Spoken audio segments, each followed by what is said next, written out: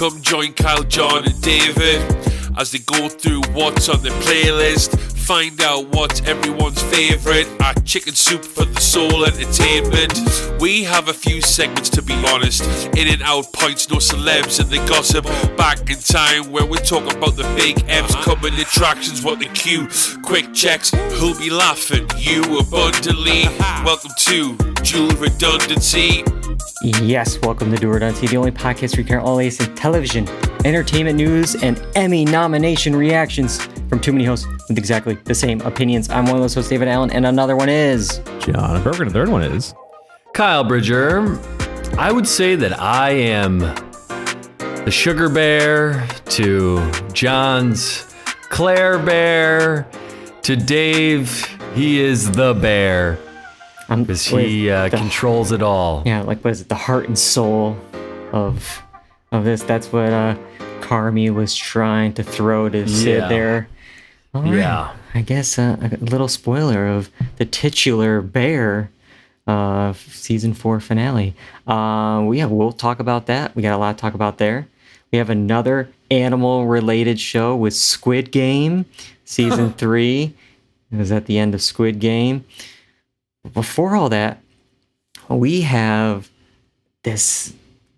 I don't even know how this ceremony, this nomination breakdown of everything for the Emmy nominations. It's been a while. It feels there's so much to talk about. We should go right to it, John. I'm so we haven't done this segment in forever. I legitimately forgot the name of it. What is it? In and Out Points.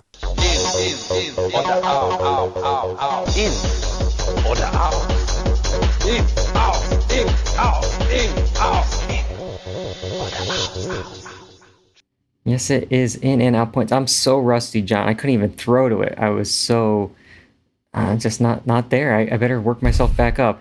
Today, really just one big in and out point, and that is Emmy nominations. They were announced on Tuesday, and these awards are going to be honoring shows that aired from June 1st, 2024 through May 31st, 2025. So this ceremony is going to be held on September 14th on CBS and Paramount Plus. It's the 77th annual Primetime Emmy Awards. Again, June 1st, 2024 through May 31st, 2025. That's very important when we get to some of these shows, including when we talk about The Bear, because we're talking about season 4 of The Bear today, but we're going to be talking about season 3 of The Bear when we talk about these Emmy nominations. Oh, God. Season 2 of Squid Game would have been eligible for these nominations, but we will be talking about season 3 of Squid Game later in the podcast. You got that? Yeah, everyone on the same page? All right, okay. That's so confusing. Very confusing. Well, let's talk about some overall leaders, and then we'll break down category by category here.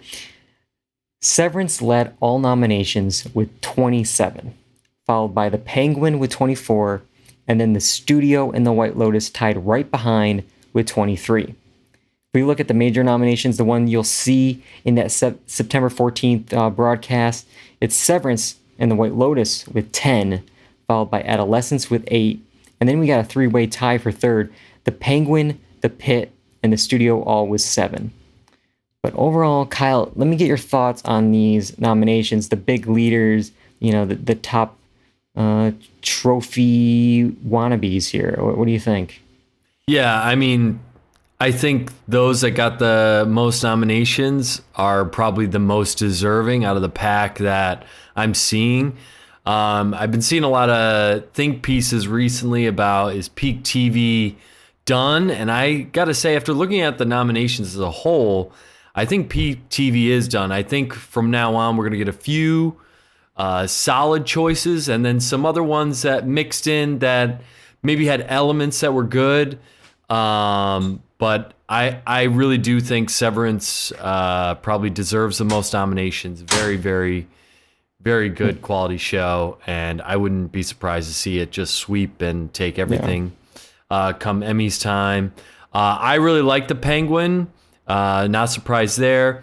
And all these very, very, I guess it should be expected that they should be there. Yeah, and I think expected is the right word, because before these nominations came out, I think if you asked me to write down the the 6 drama nominees, the 6 comedy nominees, I probably would have gotten 5 at least, maybe 6, like 6 for 6. Like they're very chalk, I feel like. These are the ones you're expecting. Maybe like one is like, oh, that's a surprise.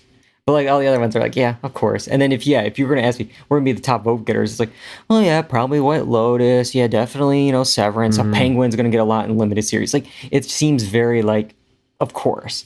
And I saw this piece like with like Severance where it's like, again, I like season 2 a lot, but I think it was like almost like a make do for season 1. It's like, man, we really should have given more to season 1.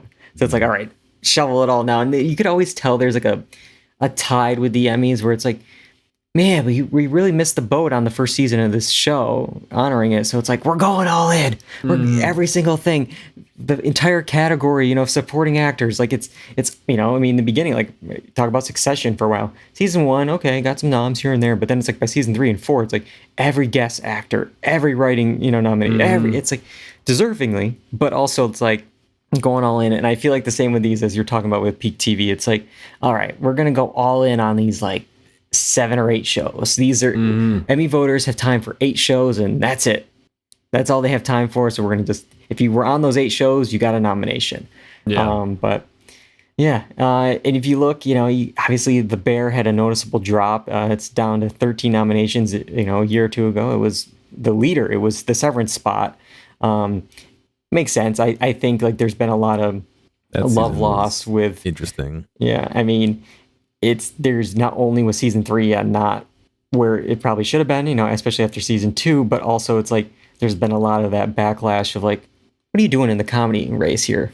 The Bear, like what are you doing? And I think we got to have that discussion when we get to The Bear season 4 because it shouldn't even be in comedy anymore. No. It's a 35 minute drama. Yeah, that's what sometimes. Then you get those episodes that are like, we got 1 or 2 in season 4 that were like over an hour long. So it's like, that's true. But yeah, and then if you look at some of the limited series, there's some that I was surprised with some of the love here. Like obviously not the Penguin. I knew the Penguin was going to get a bunch, of course, Adolescence. But like I feel like 11 for the Menendez Murders Monster series.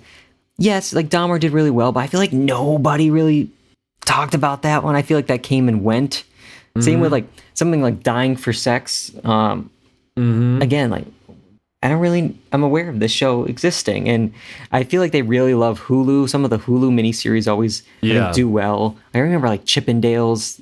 I think they did a series, Welcome to Chippendales, that got a lot. And I was like, again, people watch this? Like, but anyways, those are your vote leaders. Let's look at by network. It's always a race between Netflix and HBO. However, last year, HBO lost to both Netflix and FX. This year, it came back with a vengeance. HBO Max led a record haul of 142 for them. That beats their previous high of 140. Netflix was second with 121. And then Apple TV Plus was third with 81. I think that, it makes sense. Again, we mentioned it last year when we talked about these Emmy nominations. It was down here for HBO. It's because, like all their stuff was waiting. Like it was all delayed because of those strikes. It's like, we didn't have White Lotus. We didn't have The Last of Us. We didn't have all these shows. And then, now they're back this year and they all came out at once. And that's great. And sure, like you look at Netflix's number, it's like, oh, it's still pretty high there. I was almost there with HBO. But it's like, I also feel like Netflix has like a gazillion more shows and docs and stuff that they're doing.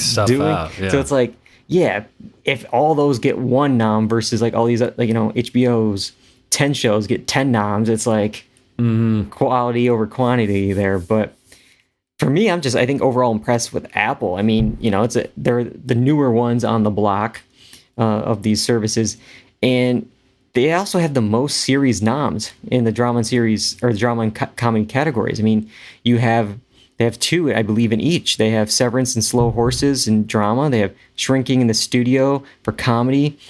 Both those, the Studio and Severance, are the leaders and maybe possibly presumed favorite to win. So it's like, not bad for Apple TV Plus. Any thoughts on by network here, Kyle? I mean, like you said, not surprised. to see it. Like I said, Netflix just pumps out content, so you're right there. It's like maybe they've got one or two shows that are very popular, and then everything else is just getting a little bit of love. Apple TV, we've talked about it on this show before, but just their marketing with their shows. It's like, what is it? Mm-hmm. Well, it's almost by not marketing, they're kind of creating all their shows equal, and it makes it tough to know. Yeah, what to check out. What should I check out? What's worth it? I mean, I watched about.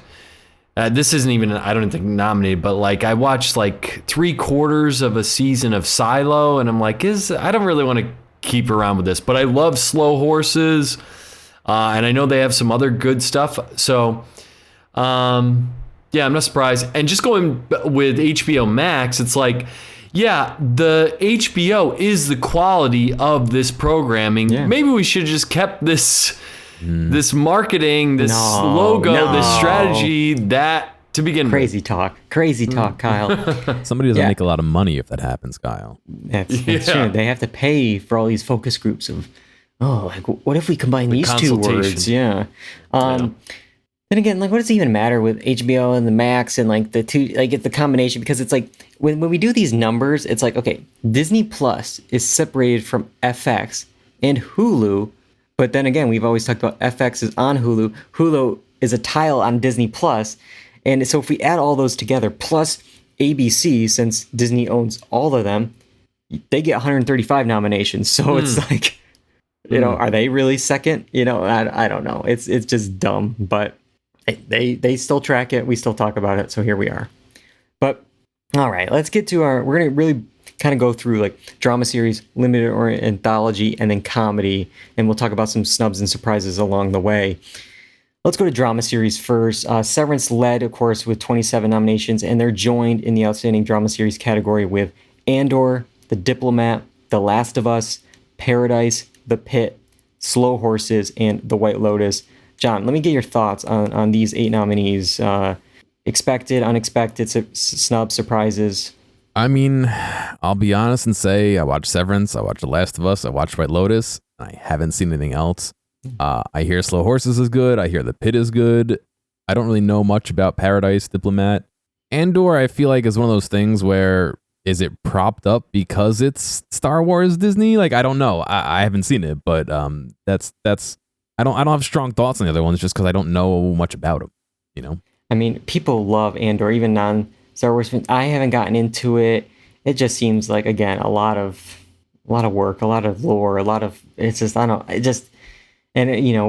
like, oh, you gotta check out The Mandalorian, okay, I checked out The Mandalorian, and then he comes back for like season 2 and 3, and it's like, yeah, it's not that good. And it's like, well, I just spent all this time watching season 1 and 2, and it's not, so I don't like to get too much into these like shows sometimes. It's like, I'll wait.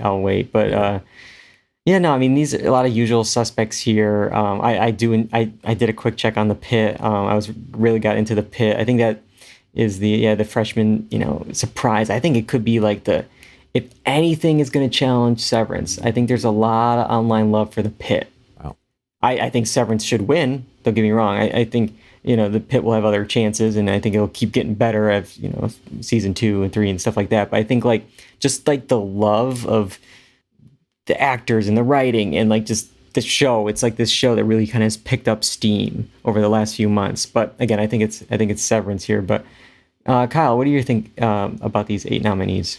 Similar to John. I think The Last of Us was down compared to the last one.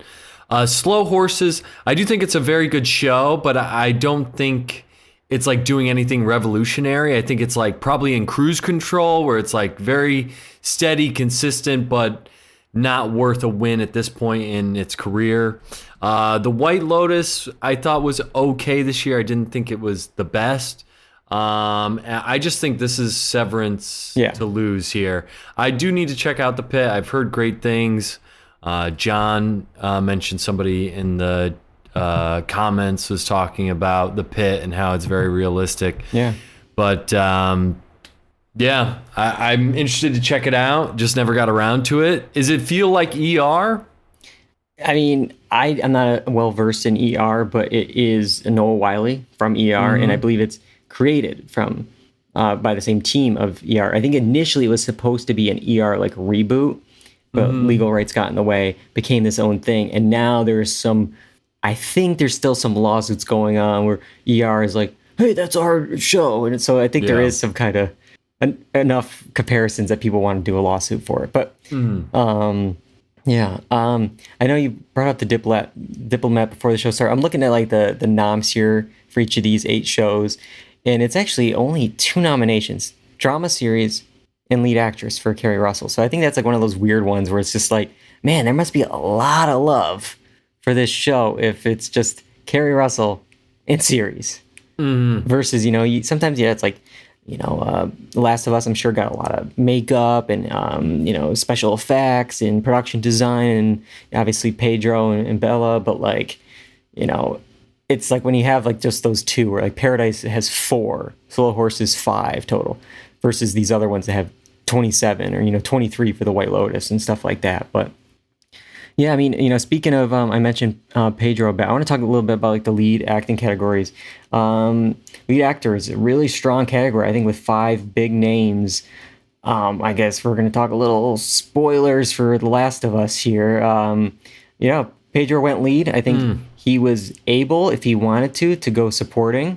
He wouldn't be able to go guest, though, even with the amount, because I think he appeared in another episode, but like, there's a rule more recently where I believe if you are nominated for like a lead or supporting, a role, if it's that same character, or actually take that back. If you've been nominated, so it's a very convoluted rule. I believe it's called the Claire Foy, pretty much Emmy rule with The Crown, where she, of course, won for lead actress, and then a couple years later was a 10-second guest, in one of the episodes, got nominated and won for that. And they're like, okay, I don't know about the same character. Yeah, so since Pedro has been nominated for lead before, he couldn't enter as guest for this character this time around. So it was either lead or supporting, and I think maybe probably an agent thing where it's like, nope, I'm lead. I'm still lead. I was in half the show, but I'm the lead, kind of thing. I mean, he had like a couple of episodes where I guess his work would, like, if you're just watching the one episode, like, then it would maybe make sense because he is top billing or whatever of the show. It's a little bit of the Brian Cox thing where it was like he did 3 episodes or whatever, and then it's like, okay. And there's probably 2 majorly solid episodes that were good for him, and then but yeah, I mean, it is what it is. Yeah, you got Pedro in there, obviously Sterling K. Brown, an Emmy favorite from This Is Us and American Crime Story, Gary Oldman, Oscar winner, Adam Scott here with Severance, but also Noah Wyle, I think his first nomination since those ER days, so a great group there. And yeah, if you look at Best Actress Drama, Kathy Bates, I believe, is the oldest nominee in the Best Actress category. Bella Ramsey, Britt Lauer, that's her first nomination, so that's great, for season 2 of Severance, but she's been doing a lot of great work. I remember being a fan back in Man Seeking Woman, that FX show. So any other thoughts there, Kyle, on the lead categories? No, the male side is very, very, very strong. The female categories for the leads are always, I feel like, sometimes so difficult to know which route they're going to go. But I'm glad Britt Lauer got nominated. And I actually I haven't seen the show that Sharon Horgan's in, but she is great in Catastrophe. Yeah, I thought you would like that nomination. Yeah. All right, I want to talk a little bit some snubs and surprises. I think they're so busy nominating the White Lotus and supporting categories that The Pit didn't get much love. I think that could have been really where it would have gotten more nominations, but because the White Lotus is so strong, The Pit wasn't going to get those supporting nominations. I know there's a lot of people that love Taylor Dearden, who plays Dr. King on The Pit. You can go through a whole list of them. But John, I believe we have the picks for supporting. Yes. If we want to look at these, because I want to get your thoughts if these are the ones from the White Lotus that should have won. We got Parker Posey, Natasha Rothwell, Amy Lou Wood, and Carrie Coon on the women's side. with Walton Goggins, Jason Isaacs, and Sam Rockwell on the men's side. Are those the White Lotus season 3 picks, John? That's like, this is so tough because like, who's lead in White Lotus? Oh, no, this is supporting. I know. I'm saying like, who's lead in White Lotus? Supporting. So like everyone's supporting. Exactly. Yeah. That's what I'm saying. So I feel like the two sporting categories are just so not flooded because they're all very good actors, but it's the Modern Family thing. Like they're like, none of us are going to go lead. We're all going to say we're supporting. And they're all cannibalizing each other almost, like that's tough. You know what? I haven't seen The Pit or Paradise, but everyone else did a fantastic job. I would not want to be voting on this. You know what I mean? Like, how do you choose? Like, something that I'll say, like the female side, I kind of get. Maybe the one that I'm hesitant for is Parker Posey, but I feel like she just blew up of course. pop culturally. Piper, no, I mean Kyle. So I'm not. Listen, I think she's good in the show, but I think it's very limited, her role in the show, which is I love Sam Rockwell. Very strange to see him nominated here. I think he had just a little bit too much for guest. I think it was that percentage rule. He was like in one too many episodes supporting. Like guest I could see maybe. And another one, and I love him as an actor, Jason Isaacs, but for a large portion of this show, he's in a stupor and he's like clogging around. I mean, there's not much nuance acting to in a stupor. He's not really in they didn't really drug him up. I mean, I get it, but like, yeah, I get you. Those are some of the ones that I could have been like, There was some talk that there's you look up those snub articles. People are like, Patrick Schwarzenegger. Like that breakthrough role for him, because I think his character and he had more to do on the show, and like his character is actually going through a lot and changing over a short period of time. So I guess I'll take someone out, and you guys might throw your hands up in anger, but I'd say like take out like Patricia Arquette for season 2 of Severance. She was barely in season 2, and then when she was, like for instance, throw in I'm gonna mispronounce unfortunately, but like probably Daishin Lockman, who plays Miss Casey. Put her in over Patricia Arquette for season 2. She had a much better standalone episode than she did this season. But I gotta applaud Terrell Tillman for Mr. Milkshake. Milkshake there, of course. Should have got it for season 1, but I'm glad he's here for season 2, getting that Emmy nomination. That might, it's always tough when you have multiple people from one show in a category. You could get some vote splits, but I really think he has a really good shot. Then again, it's like you got James Marsden. Because it's like 3 guys from Severance, 3 guys from White Lotus, and James Marsden. So it's like But no, I think Tillman really has a shot. But I do too. I hope he does, because he's very good, and I think you're so right about the other Severance character there. Yeah. All right. Some more other snubs I'll talk about. I think some old favorites got next to nothing, or like a goose egg, for this. House of the Dragon was actually eligible for this, and they only got 4 below the line. And I know we were really mixed on season 2, but that is like wild to think.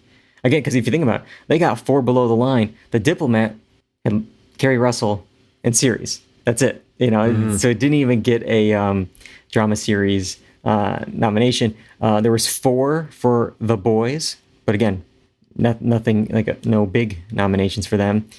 I got Handmaid's Tale here, just 1 guest acting nom for Handmaid's Tale final season. Nothing for Elizabeth Moss. She usually is in that lead actress drama race. And then 0 for Squid Game. This would be for season 2 of Squid Game, but there was 14 nominations and I think like 6 wins for season 1. And you're telling me, like, again, season 2 was definitely a step down from season 1, but not even something for like production design, like just something. I'm a little surprised with that. But is there anything else? Are you surprised by these snubs, John? Any other things that got snubbed? I'm not surprised about House of the Dragon. Like you said, we discussed it. didn't do anything for me. I was basically watching it because we were discussing it in the podcast. I don't think I'd watch it otherwise. I think also Squid Games season 2 not getting anything was a little surprising, but yeah, it definitely was a little bit of a step down. And I think part of what made season 1 so unique was it was unique. There was nothing like that. And now this is, a lot of people were saying it's a copy of season 1 almost, which I can kind of understand, but it also, with the fact that they cut like mid-season, that's a kind of a slap in the face to the audience as well. It sucks with that. Beyond that, but yes, I agree with that. But yeah, I can't think of anything that's is a super snub. To be honest, after 4 or 5 months, some of the shows we watched this last year could be 2 years ago for all I know, so it's a little tough to remember. I know Better Call Saul's off the air. Why didn't we, if it's such a weak year in some of these drama categories, why don't we throw in Better Call Saul and just give it a win? Come on. Kyle, any snubs? I had written down the Squid Game one, but I'm not surprised. The House of the Dragon one is a surprise because when Game of Thrones was on, it was like, well, huge. It's stamped. It's right there. Doesn't matter what they do. Considering those last couple of seasons were not the best. But yeah, surprising to see that. But I saw both. I mean, it's been a while, but House of the Dragon and Paradise and, some of these other ones. I would swap out Paradise with House of the Dragon, maybe in I don't know, Last of Us and House of the Dragon were very similar for me with a lot of stuff. So I don't know. Here's one. Here's an HBO show that I think should have gotten some love and it got 0 nominations again. Industry. Oh yeah, dude. Come on. That show is good. Give me some acting nominations. Give me a writing. Give me I don't know, support, an editing, something. That's a big ensemble show. They could have put some supporting actors in there. A Game of Thrones guest star. Come on. Yep. All right.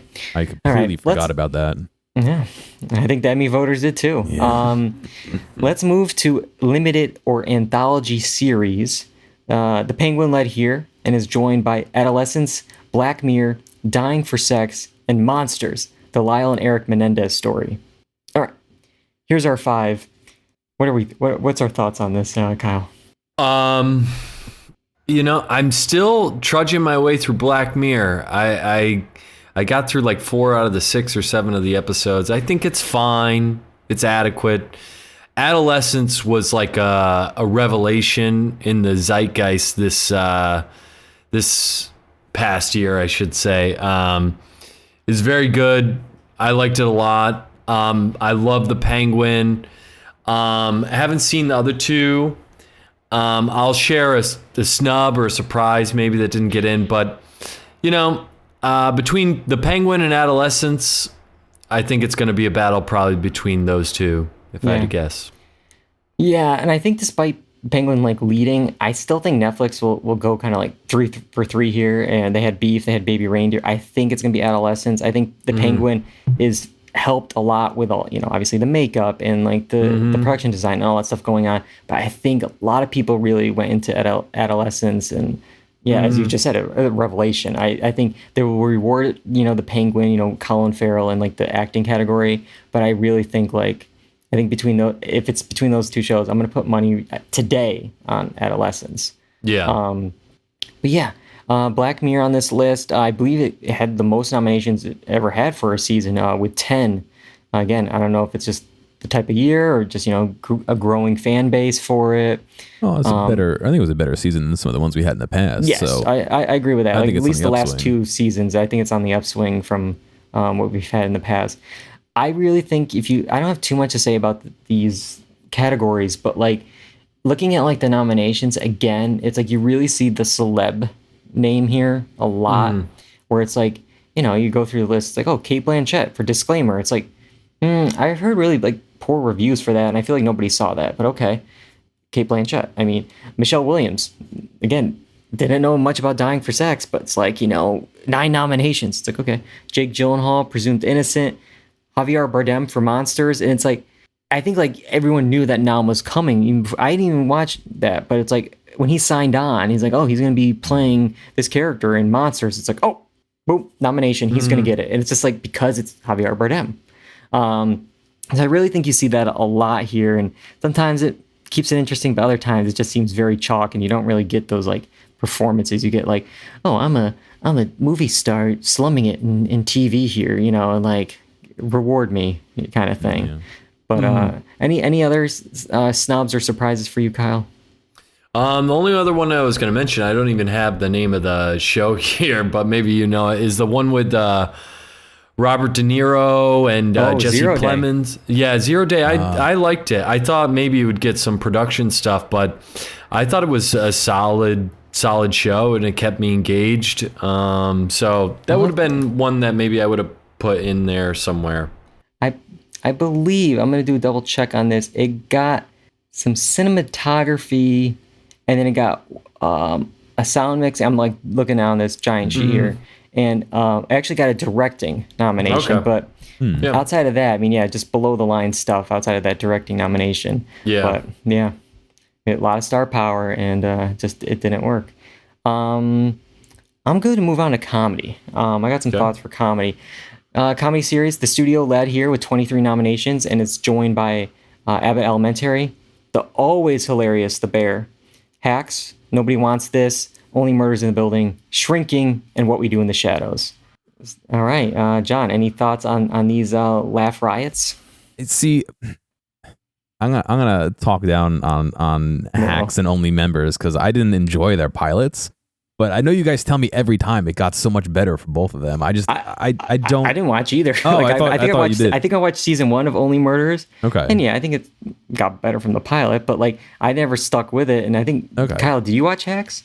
I reached season 2 and I couldn't get past it. I have to go back. I always say I'm gonna go back and watch it. Like I heard it was good, and then literally by the time I'm thinking that, the next season had come out. So I'm like, oh man, I'm so far behind. So I just don't get why they're here still. I mean, again, if people are saying they're good, I guess, but like, if the three of us were just like, maybe later, like... I feel like Hacks is a darling for... It's been nominated every year. It's got that Hollywood... It's won in acting and everything. Hollywood, favoritism there. But it has a new Hollywood critique in here with The Studio. And you got The Studio here tied the record for most nominations in a single year for a comedy. It actually ties The Bears 2024 haul. But... that means it's technically the most for a freshman comedy series ever, because The Bear was for season 2. So this is for season 1 of a comedy. It has the most nominations. I mean, I think right now that's the favorite, because if you look at some of these other ones have been nominated in the past, hasn't really connected. I don't think, Shadows, that's just like a nice nomination for it. I don't think it's gonna, beat these other ones here. Maybe Hacks, but like, I feel like they awarded it last year, and it didn't all of a sudden have this giant swell of nominations. It has 14. Like, it's like, it's half of, not even half, I guess it's like 10 less than The Studio. So, I don't know. I think The Bear time has come and gone. You might still see some acting ones. I think you'll still see those maybe. But like, I don't think it should be here, but... No, it should not be here, but again, in my opinion... that wasn't a great season. Like, beautiful cinematography. Like, it looked great. It's just, what happened? Nothing happened. We had 8-10 episodes of nothing. Like, it could have been an email. Like, why is that here in the top of comedy? Like, I don't know. You know what I think could be surprising is Shrinking. It feels very almost like I think it has the same team as Ted Lasso, some of the similar players, and it definitely has that vibe, and it is a feel-good show, and I do think it's one of those shows where like people don't really talk about it out amongst each other, but I think it's something that they could watch, and then like it makes them feel good, and then they move on, and it's not really in the zeitgeist, but it does have a following, I think. So I think there's something to that show as well. I think it was okay. I still like the first season the best, but Yeah. The thing I worry about with shrinking, I feel like, at least for Apple, like they have to kind of pick a horse to bet on, and I think they're going to put all their money on the studio. And same with, like, if you look at the drama category, like they're going to put all their money on Severance, and their horse won't be Slow Horses. So yeah. And this is the last nomination for What We Do in the Shadows, right? Yep. Last one. Jackie Daytona gone. Yeah. Oh man. It's such a mixed show. I feel like it definitely peaked in, like, I'm just making up numbers here, like seasons 2 and 3. Yeah. And I feel like by the end it was a little all right, like, a couple chuckles, but nothing that it was. But it was solid though. Yeah. But yeah, if we look at the studio, I mean, it really took over categories. I mean, it took over the guest categories for sure. 5 out of the 6 for guest actor. If you look at it's literally, like, I think like 3 people are playing themselves. Is that correct, John? You got 5 for the studio and just 1 soul for John Bernthal there for the Bear. I hinted, John, as to throw to the image. I'm sorry. The guest actor image? Yes. Sorry. Yes. That's okay. I'm distracted. It's okay.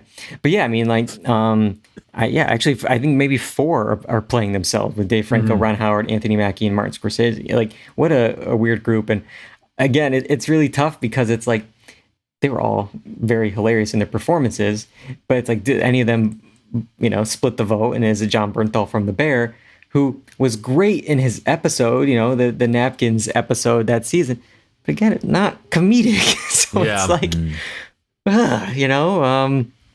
it's a tough one. But I'm talking about, like, napkins. That's so Liza Colin-Zayas, who's was nominated again for supporting actress. She won last year, but, like, technically this is like her second nom for the episode she won for last year. Like, I think there's so much love for napkins. Like, yes, she should have been nominated this year for napkins, but season 2, when she won, she had nothing, but people were voting on napkins from season 3. Just like Ebon Moss-Bachrach, everyone was voting for, was it Forks? Forks, yeah. But, like, season 1, he didn't have, like, it's just everything is delayed so much, and it's just so confusing. And oh man, and, like, meanwhile, like, season 4, we'll get to it, she had nothing to do, and, like, man, it's just such a mess. And I don't know, I think this whole season 3 is definitely going to hurt season 2, like, or actually, well, season 4, it's all confusing. But how season 3 last year really hurt season 2 with the voting, because season 2 was a really good season, but season 3 kind of, during voting, put a sour taste in people's mouth. So that ruined that. And I don't think season 4 was good enough to help season 3. So it's kind of like, I think it's not going to be a good year, I feel like, for the Bear. And I think also, like, just that backlash of, like, the comedy classification is even stronger now. So I don't know. It's like, for me, it's just like, we talk about, like, Jeremy Allen White for lead actor. Again, great actor, but, like, put in my man Nathan Fielder. Yeah. Like, much funnier than Jeremy Allen White in The Bear. And, at least Nathan Fielder did get some love. He The Rehearsal, it got 4 nominations. It got 2 for picture editing, and then a nomination in writing and a nomination in directing. So that's great. Like, I'm very happy for that, because the Emmys have been really staying clear of Nathan For You and The Curse and, the season 1 of The Rehearsal. But it's like, how does it not get series? Like, if Nobody Wants This gets 3 nominations, 2 lead, 1 series. Like, this show got 4 nominations and is nominated in writing and directing and editing. So it's like, it's a better written and directed show, but it's not good enough for series. It's not a better show. Yeah. But again, it's much funnier than The Bear. So I don't know. Like, what are we doing? But good for Nathan. The Rehearsal is a snub, though, that it didn't make it. Yeah. It should be in there. It should be in there. I mean, it's like, you look at some of the other nominations, and it's like, it got more nominations. And like, as I said, like, Nobody Wants It, it's pretty much almost exactly the same as something like Abbott Elementary or What We Do in the Shadows. Like, sure, it didn't get the acting nominations that some of those shows type do, but it still got writing and directing. If I look at some snubs, I mean, there's I think there was a lot of star-studded shows that didn't connect. You got Tina Fey's very buzzy 4-season series on Netflix. Just one nomination total, and that was for Coleman Domingo. Everyone loves Coleman. That's all I got to say. I'm never going to speak ill will of Coleman. And then if you look at, like the Poker Face, always guest starred. Just again, one guest actress, one for stunt coordination, but nothing for Natasha Lyonne or the series or writing or anything like that. So any other, snubs for you in comedy? I think mine was just The Rehearsal. That was a big snub for me. I just, the show that everyone is talking about, and when they talk about it, they're like, I've never seen anything like this before, and it's so unique, and he's doing something different, and it's funny. It's a crime that it wasn't nominated. I agree.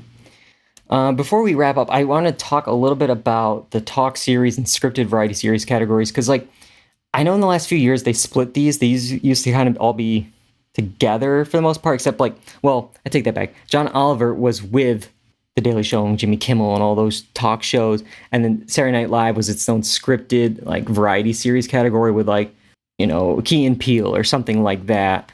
But this year we have just 3 in talk series: The Daily Show, Jimmy Kimmel Live, and Late Show with Stephen Colbert, and then just 2 in scripted variety series: Last Week Tonight with John Oliver and Saturday Night Live.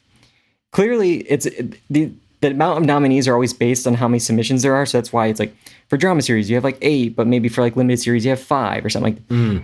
Clearly, there isn't as many talk series or scripted variety series, and that's why we got 3 and 2. But it's if there's not enough nominees, combine them. Make this a solid 5 category. It's very annoying. And then I look at it, it's what's the difference really between Daily Show and Last Week Tonight? Yes, I get it. Daily versus weekly, but it's the same show. Yeah. There's a long piece about that week's headlines, or an in-depth thing about whatever prison reform, and then there's sometimes either an interview at the end or a little snippet of something else. They're all the same, and I don't know. I'm just curious actually, because usually Oliver always wins anyways, but the Oliver versus SNL this year, because it's SNL 50 was huge. I mean, it was talked about, it was promoted like crazy. Do they award it for season 50? But then again, there's so much other places where you can award SNL, because they actually submitted the 50th special as its own thing. They had that concert special. They had those docs on Peacock. So they have other spots to award it. So I wonder. But it is another interesting stat, I'll say. Normally you get the SNL host taking up guest comedy slots. So guest actor in a comedy or guest actress in a comedy would normally be 2 or 3 of the hosts that season. That didn't happen this year. That was one of the first years that hasn't happened, which I find kind of surprising, especially for, again, SNL 50 being such a big year. But this actually is a great lead-in to a clear actual in and out point. We have 3 nominations here for Outstanding Talk Series. Next year, we'll be down to 2, 1, maybe even 0. We'll see.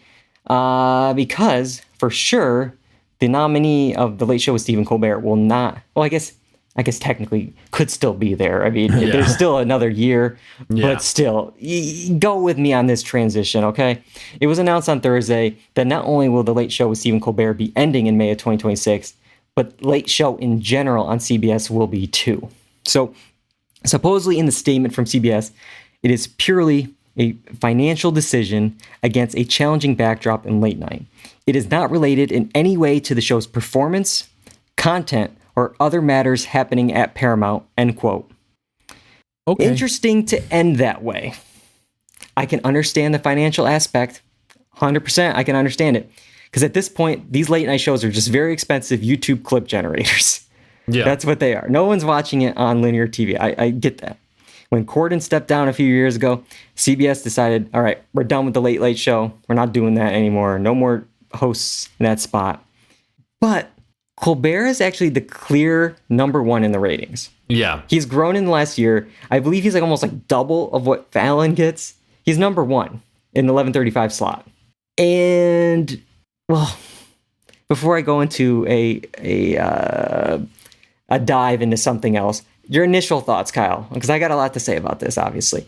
Your initial thoughts about the news that Late Show is ending. Yeah, if we're just looking at the TV perspective, yeah, the landscape is changing. I mean, every podcast is now late night TV essentially with this interview format. So it's not surprising that from a TV perspective, this trend of late night TV is going downward, you know?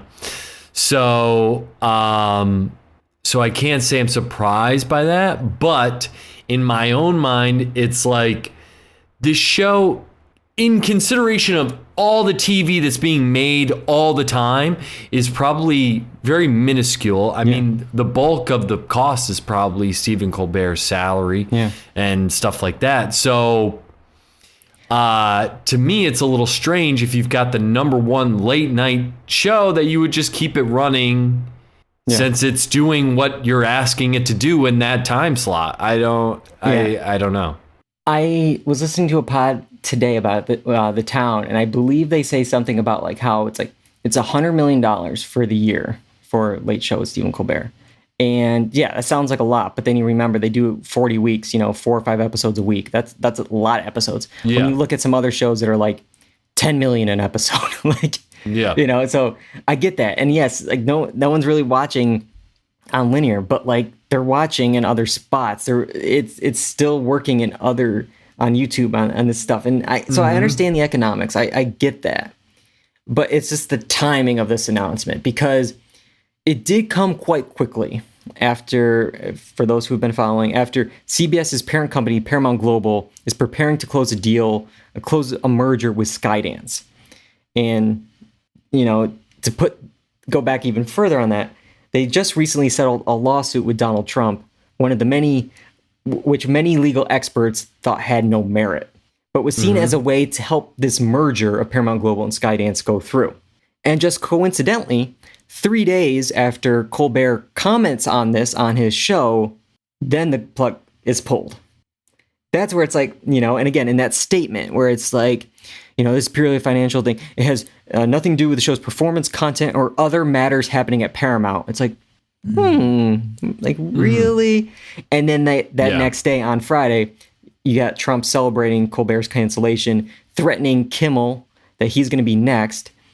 This is sending shockwaves through Hollywood, because it's like, obviously there's this whole fear and intimidation going on right now about silencing critics in the media. But then it's also like, it just opens up a whole can of worms of what other shows are next. Like, what is this the end of late night? Is this the end of, just where does it drop? Where does it end? Yeah. It is crazy. It is weird. This is weird for a president to go after late night TV programming. But if we're looking at it, it looks like a bribe to let this merger happen. And it's like, you guys are all corrupt, and this is a president. But I'm saying that people at the top are maneuvering things to better themselves and better their situation. And it's like, you're screwing people. There's a lot of people that worked at that show that are going to be out of a job because of this whole situation. And as you can see, these TV jobs are not, growing from trees. The only thing that would be a real kick in the junk would be they did this as a way to bribe to let the merger go through, and then the merger gets blocked anyways. Yeah. And then if I was Stephen Colbert, I would say, all right, I'm going to take my staff, just like Conan did, and do my own thing. Why not? 100%. When May 2026 comes around and he's leaving CBS, he is going somewhere else. And I would love if he does a 11:30 slot somewhere else and just takes the world by storm. You know what? I'm going to say, Conan made a great transition to podcasts. Yeah. Why doesn't he open his own studio? The clips end up on YouTube anyway. Take that angle, the high visibility angle, and pivot and do your own thing. And that way you're immune to networks. I also think it's an odd choice to. I'm sure they would have to pay him out kind of thing because his contract probably was through May of 2026. But like, you're now letting this man be on the air now for the next 9-10 months. Mhm. I'm getting my popcorn. I can't wait to see what he says now, because it's like, what are you going to do? Fire me? Yeah. Like, I don't have a show past May. Same with Like, Conan, where he just started exactly. getting super expensive stuff on the show every day. You know, that was great. That was always great. Yeah.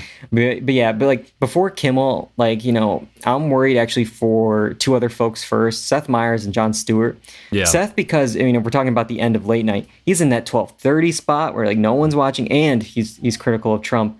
But like the real one to, you know, think about again with this whole Paramount and Skydance merger and everything going on with that is Jon Stewart with The Daily Show, because that is also a Paramount production and obviously critical of Trump. Weren't they begging him to come back like 6 months ago? Yeah. Yeah, but we got a new boss coming in. And also, I know, it's just like 6 months ago, well, I guess 9 months ago, Yeah. we had a different person in charge. So, yeah, it's times are changing. It's scary, sad. There's a lot of emotions with this one, but if anything, he's going to land on his feet. I just, you know, again, worry about like the staff, because Colbert will work again. He will be fine. But it's like it's like that staff who can't wait until the next show is, you know, they can't being not produced. live for a year. Yeah. So Yeah. I'm just hoping that in the long run, this will work out better for everyone involved, and that they can get creative in different ways and make something that, you know, I'm sure there's constraints at CBS anyways. So yeah. All right. Well, normally we'd be wrapping up a podcast, but we combined two together because we have so much to talk about. Hey, we're going to be off for a little bit here. You guys, you know, be excited that you're going to an extended episode here. All right. We have two shows to talk about, neither of which were technically eligible for this year's Emmy cycle. They will be for next year. Let's talk about them. Let's go back. we're back, baby. Gotta get back in time. All right. We're going to start off with The Bear. Season 4, it dropped all of it on June 25th. We're picking up right from season 3. And the review is in, and like season 3, the restaurant, mixed. While praising the food in the sandwich window, the Chicago Tribune criticized the chaotic atmosphere and inconsistent menu of The Bear. So Cicero and the computer gave the crew 2 months to turn it around, or they will be forced to shut down. Now, is the review from the Chicago Tribune supposed to be meta? Because I, too, feel like the last 2 seasons have been chaotic and inconsistent. But season 4, I think, definitely was a step up from season 3, which I think, you know, we joked about earlier, could have been an email. But John, your thoughts overall on season 4? I will agree it was a step up from season 3. However, again, I'm going to ask the same question. What happened this season? And I'm going to say right now, spoilers for season 4. There was a wedding, the timer ticked down, and they found out that what's his name might be leaving. And what else happened? Again, beautiful show. It's filmed spectacularly. Even the tension and them doing nothing sometimes, just trying to make service and all that, great. But there's no meat on the bone, you know, like. No, I'm with you. For a show that's motto is every second counts. Does it? Because some of these episodes end and I'm like, oh, that's it? Like, what are we doing here? I guess I'll watch another one, and then it's like, okay, the season's over. That's it? Yeah, because it's like, you know, I feel like 2 seasons of straight will Sid sign that contract. Mm-hmm. It's like, that was a season 3 cliffhanger. That's what stopped at season 3. And by episode 7 of this season, it was like, will she sign it? I still don't know. It's just like, come on, like, you know, and like Tina's, I mentioned it when we were talking about the Emmys. Like, what was Tina's storyline this season? She won an Emmy. And it looks like this season, maybe she just shot all of her scenes in a day trying to make pasta in under 3.5 minutes. Yep. It's like, also, who cares? If it's 3:31, it's not going to end. Like the Always Sunny this week had a great, you know, thing, a takedown a little bit of The Bear, where it's just like, you know, yes, chef. They were like, we got to keep moving. The stakes are so high. And everyone's like, why? Why is it that high? It's just food. Like, oh, the pasta, 3:32. oh, that Michelin star's gone now. It has to be 329. It's like, okay. It's like the rest of the food other people are ordering is going to take more time. Yeah. You can pace it out to be the same. Like, yeah, I don't know. But Yeah. I mean, I agree. I felt like a lot of this season watching it was like homework, and I hate that feeling. It felt disjointed. Felt like we were spinning our wheels the first half of the season.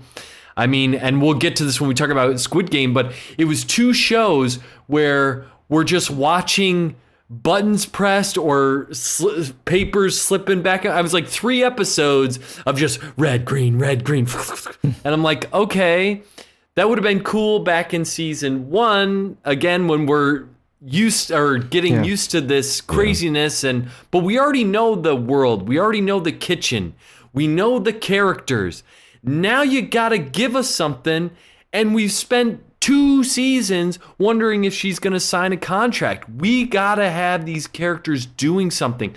I love the actors. yeah. I love the characters. I love the setting. We cannot just keep sitting here going through the same stuff, contemplating what their emotions are for 2 seasons. Something You don't needs find to that happen. hilarious, Kyle?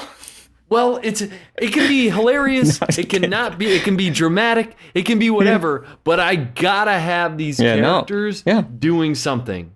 Yeah. Because at times it becomes too saccharine sweet. Like this on again, off again situation with all of them. It's just like, get to some kind of culmination where these characters are growing or regressing or changing in some way.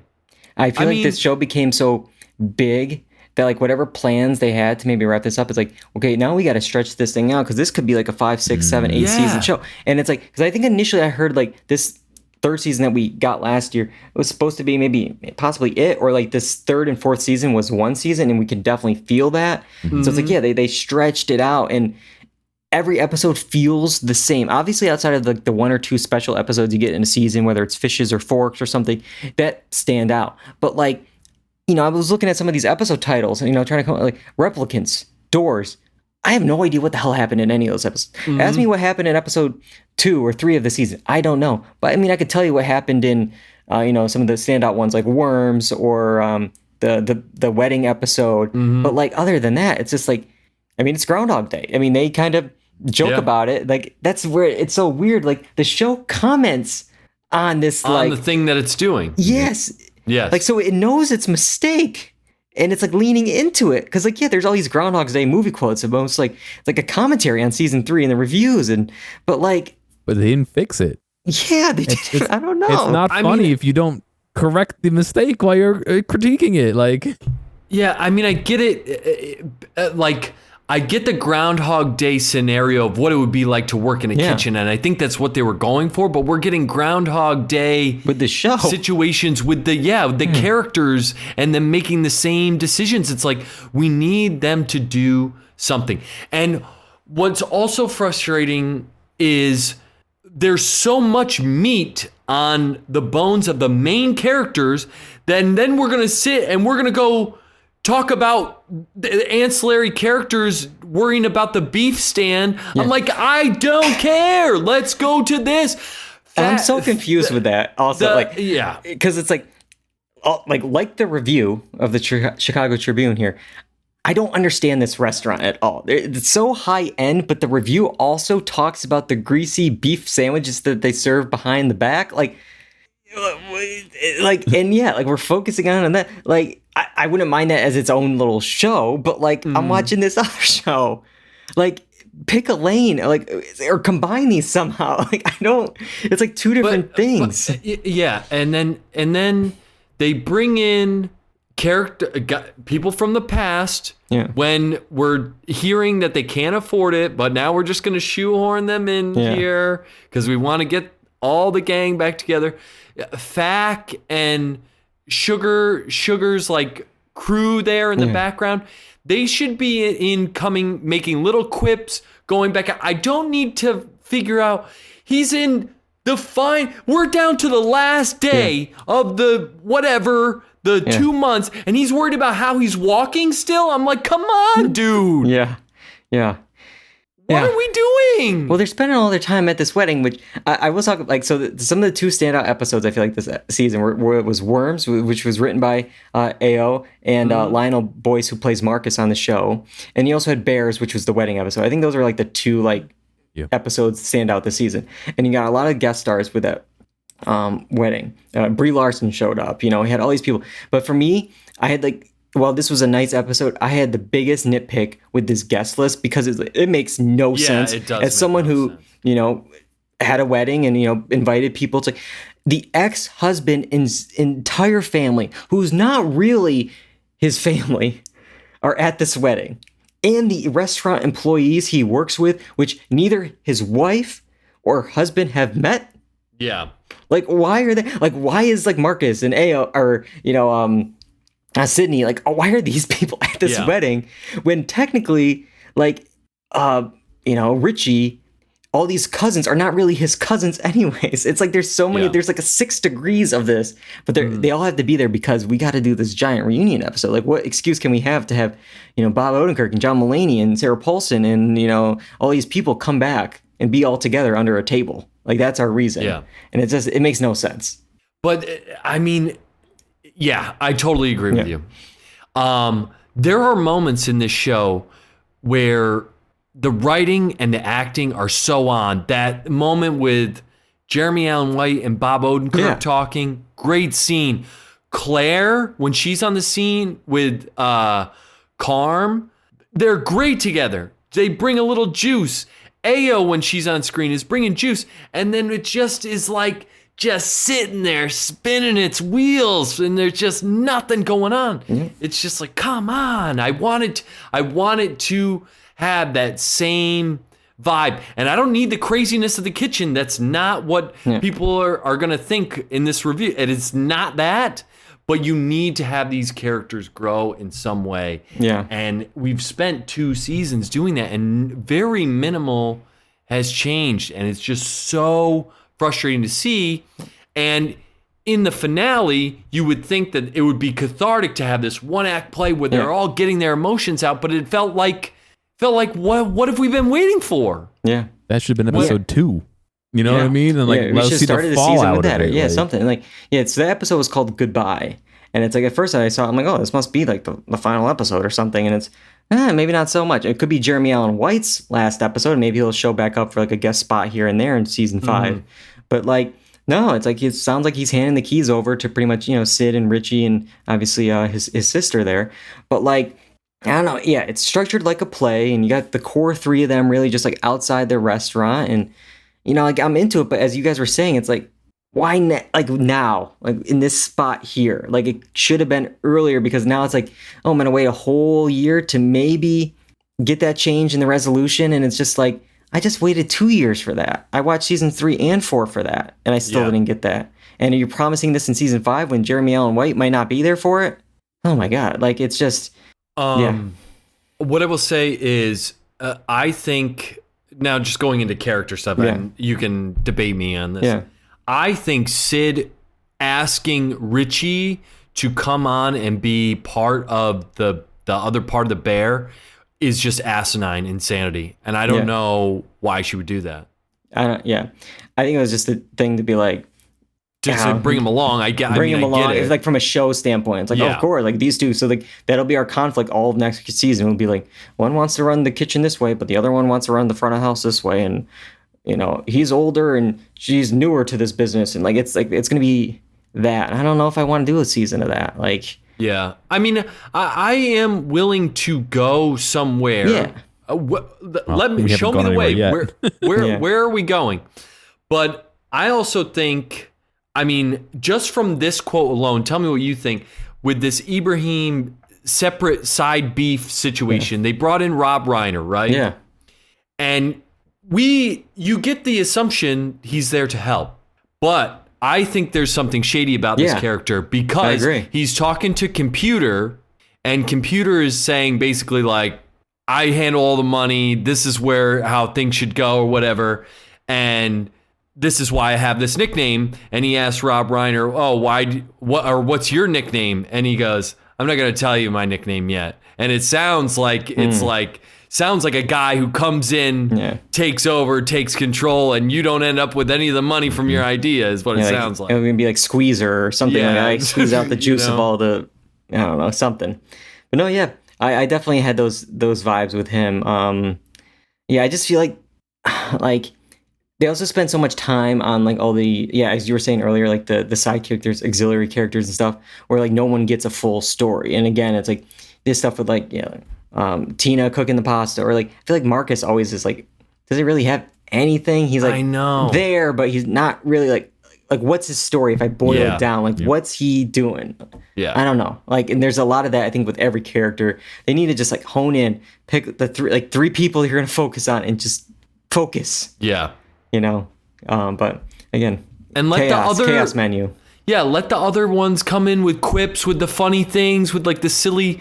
But don't make it a storyline. Give it's just too many cooks in the kitchen. Too many cooks. All right. Well, that's the bear. We got to move on to one more show here. One last thing. We're going to be cooking up a plate of Squid Game season 3, June 27th. It dropped all on Netflix. That is it. This is the finale. So of course we're going to be spoiling the end of Squid Game. Season 3 picks off immediately after the attempted and failed overthrow from 456, as we experience the final games of the annual Squid Game tournament. But really, it's just season 2, part 2, if we're going to boil it down. Just like how Bear kind of did a 3 and a 4, this is pretty much season 2, part 2, if we're going to really boil it down. I knew nothing was going to hit like season 1, and I feel like this season, I'm again putting 2 and 3 together, had some good moments, but ultimately, to me, was definitely a step down. Less surprises, it's kind of like, it's like that sequel where we need to try and up the ante, and like it just doesn't, it was better the first time kind of thing. But what do you guys think? John, what did you think of Squid Game 3? I mean, it was nice seeing new games and having like a little bit of a new twist like that, but beyond that, I feel like, they kind of played it out exactly how you were thinking it was gonna. Like, again, we're gonna get into spoilers of this more than we already have, but like, he's probably not going to win. Like, he's probably going to get to the end because he's the main character. But knowing all you know about him, he's obviously going to try and figure out a way to either save as many people as possible or be the one that gets removed. So like, I don't know. It played out how I figured it would. They're to dive into the very end, I guess. They're not going to kill the baby. They can't kill a baby on the show. Like, all right, so the baby's gonna survive, like, and at that point, like, as soon as they got to the second totem, I could tell, like, as people were going down, like, all right, of course they're gonna have to make a decision, and it's gonna be a tough one. So what, like, so I don't know, it just didn't. I had the exact same thought, because it's like, it's like you get to the end there, and it's like when the lunchbox was like, not gonna be a player here, and then so it's like 333, don't do what you're doing because I can see what's gonna happen. You're gonna get to the last one. It's gonna be 333, 456, and the baby. Of course, you're not going to kill the baby, and 456 our main character, and they're not. And 333 was kind of like still kind of evil and a killer, so it's kind of like, all right. I mean, you kind of see where it's going, and it kind of ruined that a little bit there. And I don't know. I'm still in the fact of like, I'm a reality competition obsessive, and I don't like when you like rule change any show. And I know this show is not like a real reality show because the stakes are much different, but the production interference on these games, it's like, okay, you're gonna put a baby in, fine, but like the baby gets a vote.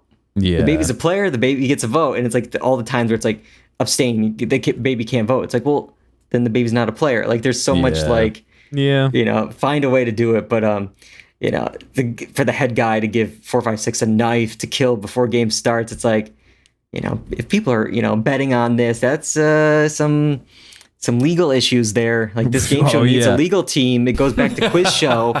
I saw that movie. You can't give the answers to someone, on a quiz show. But I don't know. Kyle, what did you think? It was nice to get an ending to it. I'm really still stung by the mid-season cut or break or whatever they wanted to call it.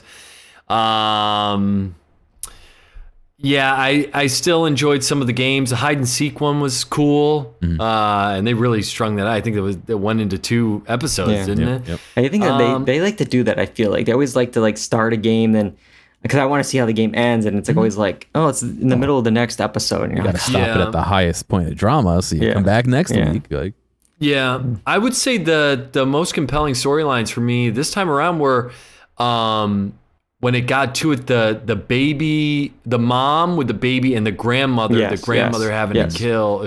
Spoiler alert! Having to kill her own son. That was really compelling stuff. To where at the end, I thought they did a weird thing with the father of the child. Because it seems odd to me that he would be helping the entire time.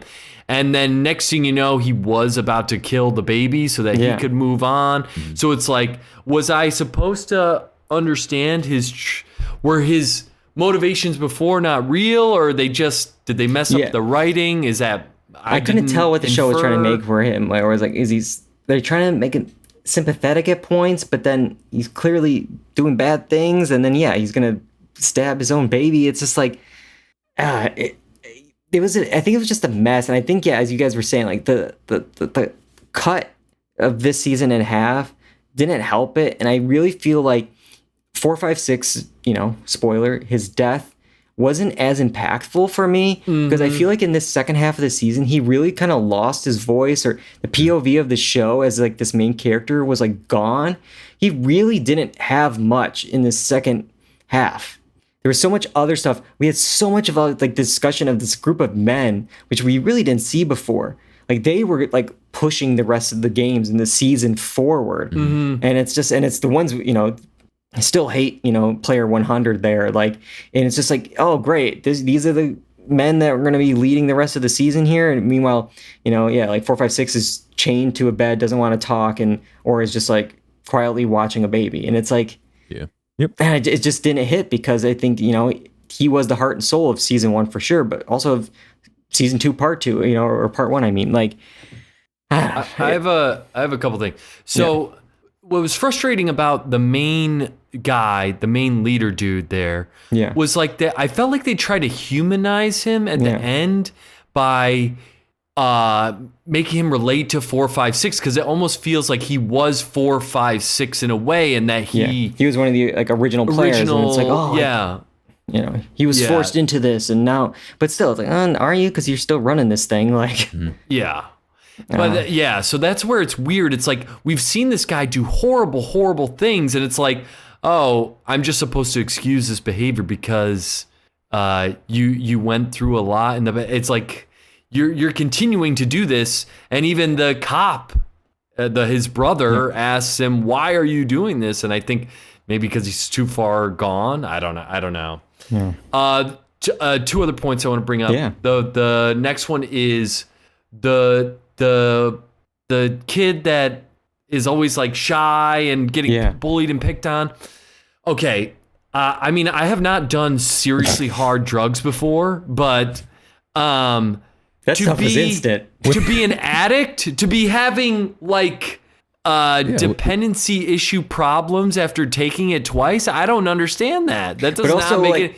I feel like fiending after a day. I'm like, what is this? I feel like they also, like, all of them throughout the entire 2 seasons here would take it and then instantly have like the superpowers of whatever they needed, and it's just like, I don't think that's how it works. Like, just because it touches your tongue doesn't mean like you instantly are 0 to 100. Like, yeah. But and the last thing, I figured we would touch on this at some point. The billionaires, the Illuminati, whatever they are, VIPs. It was. It's terrible. It takes you out. At least it was consistent with season 1. Yeah. It stayed consistent. It was. It takes you out. The writing sounds bad. The acting seems bad. At times, I thought it was dubbed over. It was. I thought it was AI. I thought it was AI, though. I thought it was AI. It was like very, very weird. At one point, their mouths were like moving, and it was like, what is happening here? Well, supposedly a VIP, one of the actors there, claims that he was dubbed over by another English voice speaker. So he's supposedly speaking in English, but then they dubbed him over again. And then I saw on Reddit that if you know, because I watched it in Korean with the English subtitles, but if you click English dub, where then it makes the whole show in English, The whole thing's like the that. VIPs are changed again. Oh, are they? I was gonna say. One's even British. I saw a So they couple- dub them again, like for a third time. I saw a couple scenes in English, and it sounded like everybody was the same thing, where it was just like over enunciated for every single character. Yeah. It's like, oh man, how do you get that far away from like who watched this and said, yeah, all right, that passes? Like, how? I didn't notice I mean, I didn't realize they had a different set of English speakers for. I wonder. See, I could almost forgive if you want to have the English be like super perfect for people who are watching in a different language to like kind of be able to over enunciate and hear it. But yeah, if all the English one is like that too, like why? I don't know. Speaking of these, Illuminati or whatever they are, like one said, I picked up a quote where it was like, one said that the voting, like how they vote on the games, we keep going, don't, drop out, XO kind of thing. This season was more exciting than the games. I'd be like, get the F out of here. Like, we saw a montage of this voting stuff, and it was so slow for us. And you're telling me that was more exciting than the games where people are literally like falling to their deaths from playing jump rope, like, oh, and he hit X. Whoa! It's like, come on. Like, I understand. I love strategy. I'm a big like Survivor, Big Brother fan, but like, this was not good strategy, or like it was so drawn out. But man, all right, VIP, you're the one paying the big bucks. You get to decide. But one other thing I had before we start moving on here is maybe the thing I wanted most out of season 1 was more information on what is going on in the background, more about all these files they have, more about the people who are organizing this. And I feel like we got like another morsel, but we didn't get any real info on that. And you had 2 seasons to develop what's going on behind the scenes. You had all these people investigating what's going on behind the scenes, and you still show us nothing of what's going on. Like, why? Instead, you just do like the Squid Game again. Yeah, like you had so much of an opportunity to develop maybe the weakest part of season 1 and didn't. Like, I don't know. I was just like, the whole time I was like, tell me more, and it just never happened. Maybe you'll get more. Oh no! In another series. So the ending of Squid Game 3 here, we got the front man. He's got the baby, 222. I really thought the pink guard would get it, by the way. I really thought they were going to get like the pink guard who lost a daughter would get this baby. But anyways, we see him travel to the U.S. and to give a gift to 456's daughter. But then we get the real reveal that there is a USA recruiter, played by none other than Cate Blanchett, Emmy nominee for Disclaimer, setting up this possibly rumored America Squid Game version. Now, the creator of Squid Game insists this wasn't setting up, and that this, like, he just thought this would be like an impactful ending that he wanted. But there's been rumors for a while. I think they were back in like October in Deadline of this David Fincher USA version coming of Squid Game.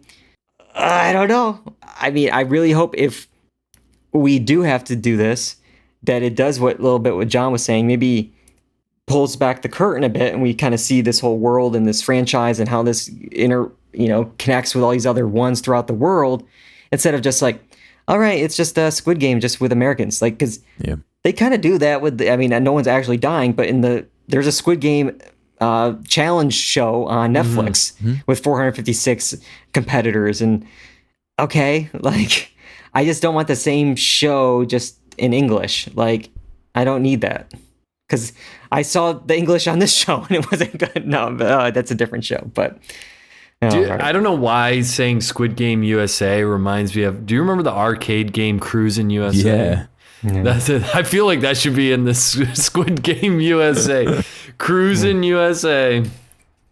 Yeah, it does sound. It sounds like such like the Challenge USA. Like, it sounds like an MTV reality show. It doesn't sound like.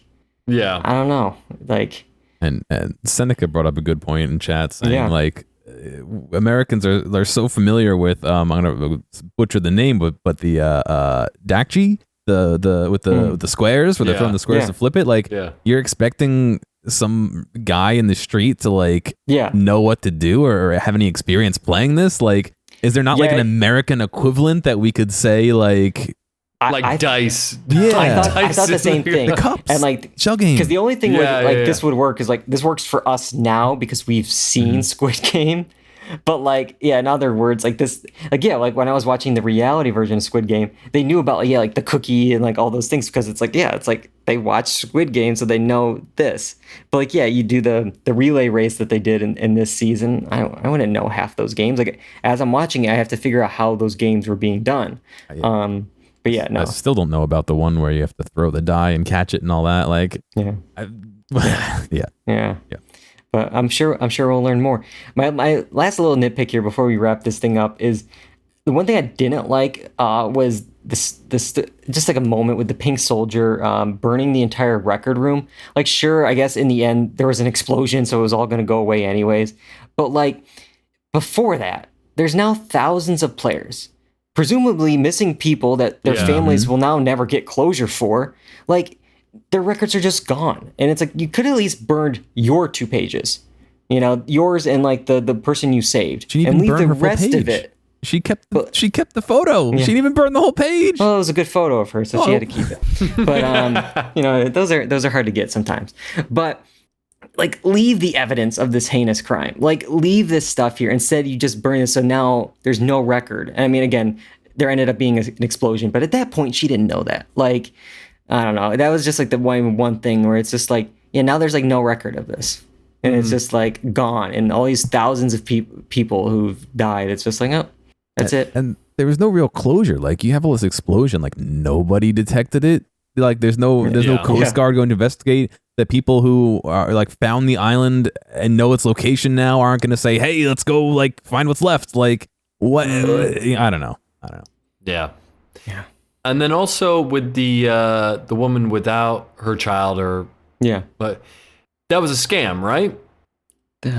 Because the guy from who the said he found record, her. she found out that everyone she knows is dead, right? That's what I thought. That's what the record said. I wonder if that guy was Which also is real on the payroll of these guys, and they're trying to get rid of her by sending her to China to get killed. There's, you know what I mean? Like, loose end, like she escaped, you know, like, I don't know. That was my thought. I was worried that this end of the season, because when she was in the airport again, I thought it was going to be like another phone call, and then it was going to be like the end of season 1 where it's just like, you know, saying this whole thing, she like skips the plane and it's like, I'm coming back for you. It's like, oh God, here we go again, you know, the same thing. But I don't know. I mean, again, I know we were hot today on these 2 shows, but and I think with both of them, it's like there's a lot I like, but there's so much that I'm like struggling with these last few seasons. Like, I think like both, you know, the Bear season 1 and 2, wow. Squid Game season 1, wow. And then these other seasons, it's like, okay. Yeah. It's easy to see where it's falling short in comparison to other seasons, and that is a little disappointing from a viewer. So, yeah. All right. Well, an extra long one today. Hopefully that will tide you over, because we're going to be off for a bit. We're going to be off for August, and then we'll be back hopefully in September. During this time, we got a lot we can catch up on. We can catch up on Dexter Resurrection. John, he's back. He's back. He's alive and he's killing it. That's not that one. Not that one. This one. I went out of order on you. He's alive and he's killing it, John. Dexter is back. Yeah, we'll see. We'll get to it. We will save it. We'll discuss the premiere of The Office spinoff, The Paper. And then we got the Emmy ceremony. We'll talk about the results. And of course, the box office draft results. I think almost all of our movies have premiered, except I think we have one more. The Naked Gun. Oh no, Fantastic Four. John, you have 2 movies still in the hopper. So we'll see about them. Speaking of movies, this month marks the 40th anniversary of Back to the Future. So if this 90-minute episode wasn't enough for you, John and I did a little something special to our 30th anniversary podcast, which was 2 hours, which you can now hear in the podcast feed. So that's a lot of hours of the 3 of us talking. A little special thing for Back to the Future, who celebrated 40 years in July. Crazy. You can find these episodes on YouTube, Apple Podcasts, Spotify, the blog, doordynasty.com. We are live on Twitch today. Special little cross stream with Gearomatic, a little crossover synergy special simulcast, whatever it's called. The dual redundancy synergy. Yeah. Actually, if anything, we're piggybacking off of Gearomatic. Anyways, normally we're on Twitch, twitch.tv/doordancy. We're always on YouTube. Check out that on our YouTube page, youtube.com/doordancy. Follow us on Instagram and on TikTok and Blue Sky at Doordancy. I got to thank both you guys, not only for doing this on a Saturday, but for going long, talking Emmys and Bear and Squid Game for an hour and a half with me. I couldn't do this without you guys. I really appreciate it. And John directing the show, putting it up on Apple Podcasts and on Spotify and on YouTube. Really couldn't do it without you guys. Shout out to the chat, Seneca. I saw a lot of great comments. I wish I was more on it. I would have gotten more of those into the show, but a lot of good thoughts there. But yeah, that's all we got for today's episode. Until next time, I'm David Allen. I'm Burke. And I'm Kyle Bridger. And that's all we got for Do or Duncy. Goodbye, everybody.